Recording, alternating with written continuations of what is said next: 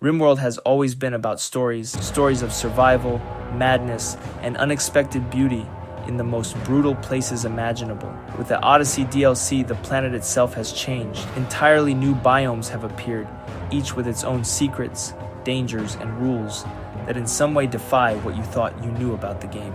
In this video, we'll explore every new Odyssey biome, from the glowing fungal jungles to the frozen wastelands and the scorched ruins of ancient cities, and see which ones might become your colony's dream or its grave. Let's begin our journey across the most dangerous worlds RimWorld has ever offered. The Glowforest is one of the most hauntingly beautiful biomes in RimWorld. The first thing you'll notice, it's dark. Not nighttime dark, but an eternal twilight created by massive sulfur geysers that spew thick, glowing clouds across the land. This permanent darkness feeds entire fungal ecosystems. Agaralux, glowstool, and boomshroom thrive here, lighting up the forest in very atmospheric way. But with the darkness comes danger. Animals like the colossus toad and the bullfrog stalk the glowing undergrowth, and the air is thick with disease, roughly twice as often as in other regions. You can also find here a brand new unique drug called Silocap. Still, the Glowforest has its perks: year-round growing seasons in some areas, high forageability, and an atmosphere that's unlike anything else in RimWorld. If you're brave enough to handle the gloom, it's one of the most visually unique biomes in the entire DLC, or maybe an entire game. I think this biome is one of the better ones that were added in this DLC. Now let's move from eerie beauty to pure devastation, the Scarlands. Once great cities, now nothing more than ruins, shattered by weapons of mass destruction. This biome feels like walking through the corpse of civilization itself. There is nothing, not good loot, and the design looks awful. The ground is cracked, the air toxic, and the local wildlife infected with scaria.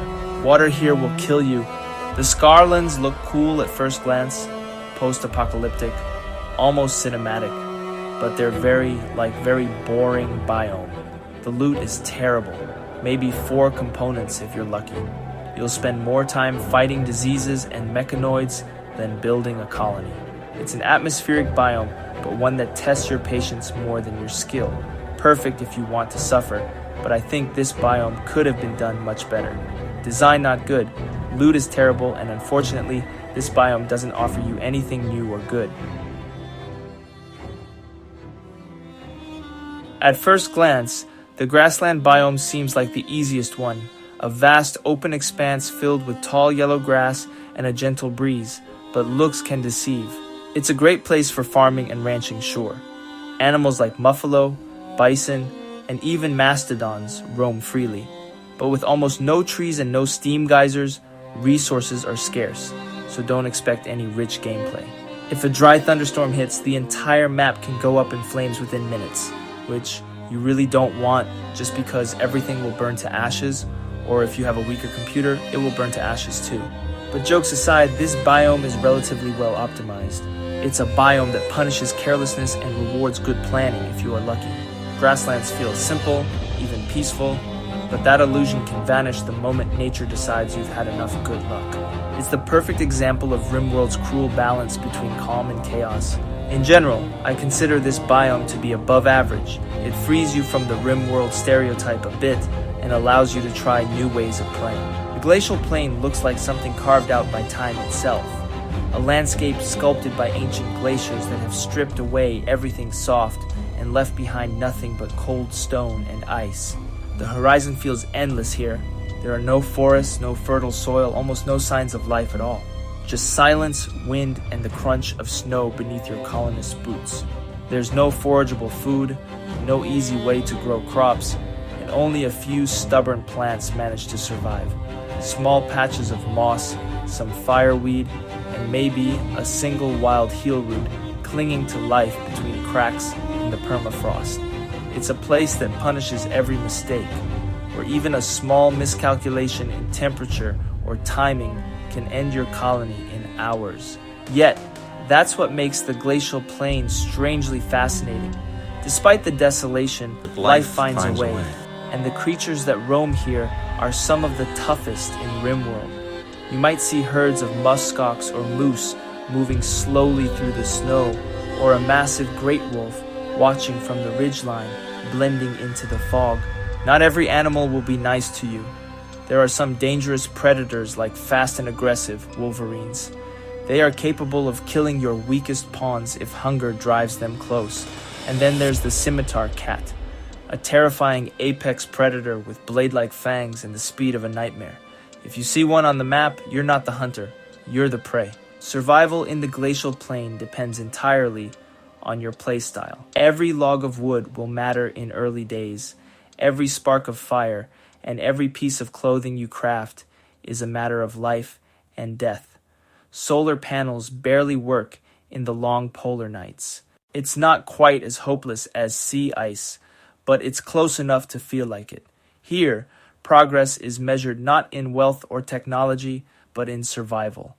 One more night without frostbite, one more day without losing your last pawn to starvation. This is for players who need a bigger challenge, but not that big like sea ice. This is a place where only the smartest colonies or the luckiest will ever leave their mark. This biome is okay. Nothing above average, but nothing terrible. I enjoyed the gameplay here. I have to say that this biome is a big challenge for naked brutality runs. Next is the new lava fields, a biome that feels alive, breathing fire beneath your feet. This is very dangerous land. It's the planet's molten heart, exposed to the surface for everyone foolish enough to settle here. Every few hours, molten rock bursts through the cracks like the world itself is exhaling flame. Step too close to an eruption, and your pawns won't even have time to scream. They'll be gone in seconds, swallowed by heat hotter than anything else in RimWorld. But once the fire fades, the earth it leaves behind becomes rich and fertile. Ash mixed with minerals, perfect for crops if you dare to plant them here. Lava fields are the definition of high risk and high reward. They're packed with valuable resources, steel veins, compacted machinery, and rare minerals that shimmer under the glowing red light. The air itself is dangerous, hot enough to cook food right off the campfire and dry out pawns in minutes without proper clothing or cooling. Building here means mastering temperature control. Stone walls melt and crops wither, but if you can survive that, you'll have one of the richest colonies possible. And somehow in all this chaos, life still thrives. You'll see creatures like lava snails slowly gliding over molten rock, leaving glowing trails behind them. Lava fields are alien, unpredictable, and absolutely beautiful in their violence. If you want a biome that pushes you to your limits, where the world itself tries to kill you but rewards you for mastering it, the lava fields are calling. Just remember, here, one mistake, and your story ends in fire. When we talk about the new Odyssey biomes, Glowforest, Scarlands, Grasslands, Glacial plains, and lava fields, there's one that doesn't really fit on the map, because it's not even on the planet. I'm talking about space, or more precisely, asteroids, drifting fragments of dead worlds orbiting above RimWorld. At first glance, these places feel like pure death. No atmosphere, no water, no trees. Just cold stone, cosmic radiation, and silence. But Odyssey turns them into something fascinating. You can actually build there. You can grow food using Archean trees, which literally generate oxygen and convert rock into fertile soil. It's one of the strangest and most powerful mechanics ever added to RimWorld. Out here, everything works differently. Temperature control isn't about seasons anymore. One broken airlock and your entire base can suffocate in seconds. Solar panels don't get blocked by eclipses, but power management is brutal. Everything consumes more in vacuum. And raiders, they still come, somehow. Maybe that's the most RimWorld thing about it. Asteroid colonies feel almost alien. Isolated, quiet, but endlessly creative. It's the closest RimWorld has ever been to real space colonization. So while Glowforest glows, Scarlands crumble, and lava fields burn, the true final frontier might not be on the surface at all. It's up there, among the stars, where you build your own little piece of RimWorld history before the vacuum takes it back. Each of these Odyssey biomes brings something new, or at least is trying. But there are not just new visuals, but new ways to suffer, adapt, and survive. In my opinion, these new biomes are bad or average. I think they could have been done better, and especially that there could have been more of them.